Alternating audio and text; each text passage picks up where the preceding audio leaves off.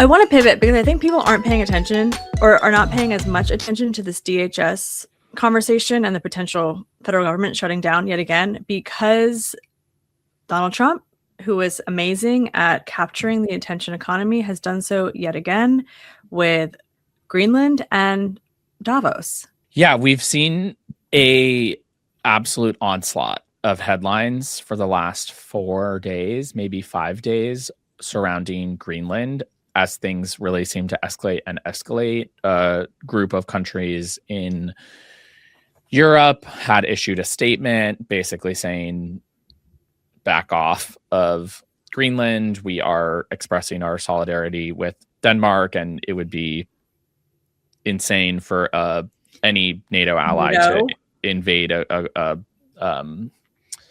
territory of another ally.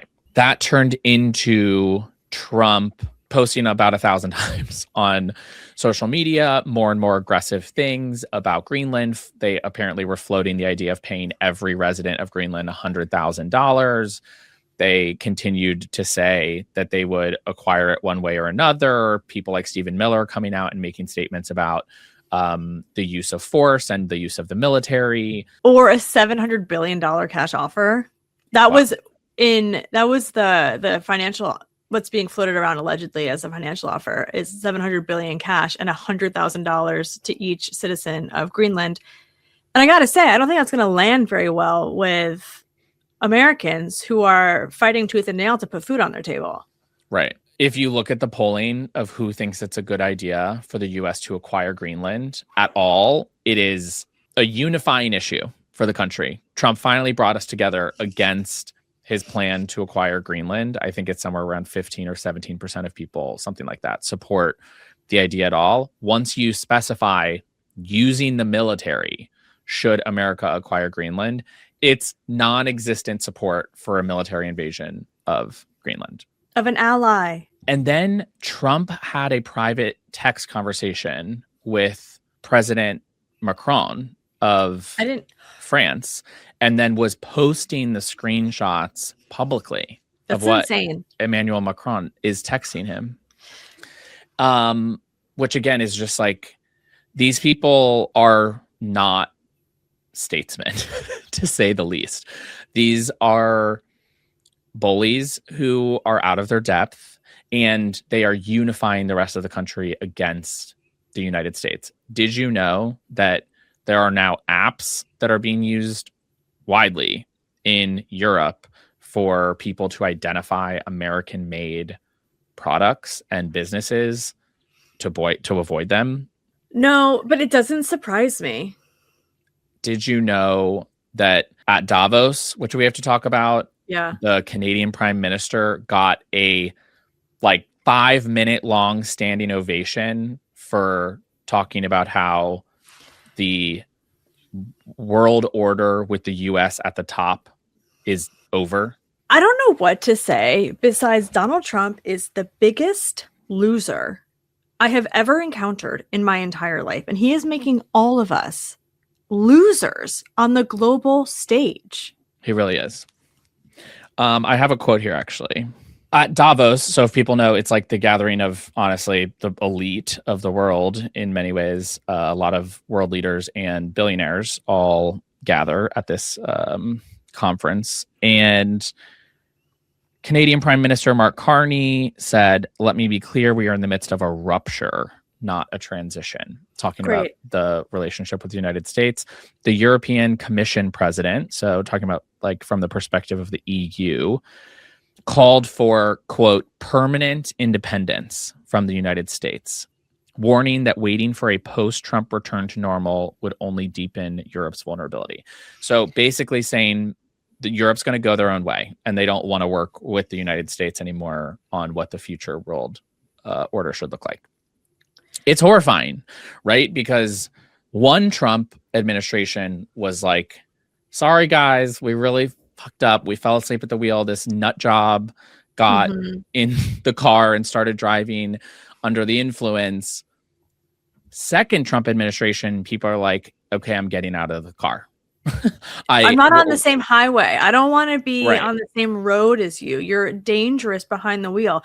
And this is something I feel like more people need to talk about, which is his mental capacity. I really do not think that he is all there, and is obviously all of his policy, whether it be his idea or he's just a useful idiot for the Russ Votes and the Stephen Millers of the world.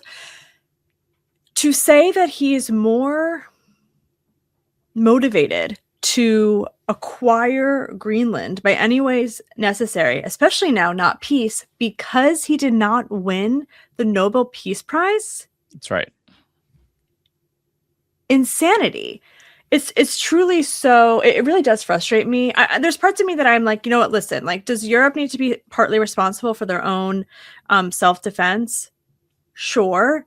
But so should America. We should care about the safety and security of our European allies. How does it make you feel? Like, you're a world traveler. How do you feel as an American when you step off the plane in LATAM or in Europe or elsewhere globally? I think that I'm less safe generally abroad now, in certain instances, not in London, but like when I go to South America, I'm more concerned carrying around a US passport than I was in the past. And I mean, I'll never be ashamed of being American. I'm not, but I do always feel like I need to explain and qualify and try to give people a sense of those of us who are on this train against our will. And I think it speaks to our career choices. We're almost hyperbolically American in that we've dedicated our professional lives to making sure that the America that we live in is more equitable and just and representative of a true multiracial democracy.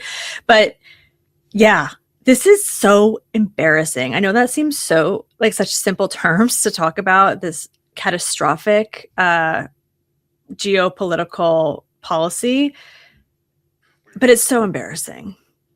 It's so embarrassing when you also look at what's happening on the streets of America, when you look at what's happening specifically in Minnesota, and that is not the America that I know most of us want to see or live in.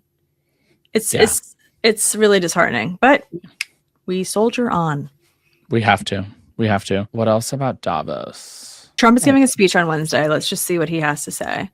I want him to be booed. It'll be interesting to see how Davos responds to Trump. Did you see Mike Johnson gave a speech to Parliament?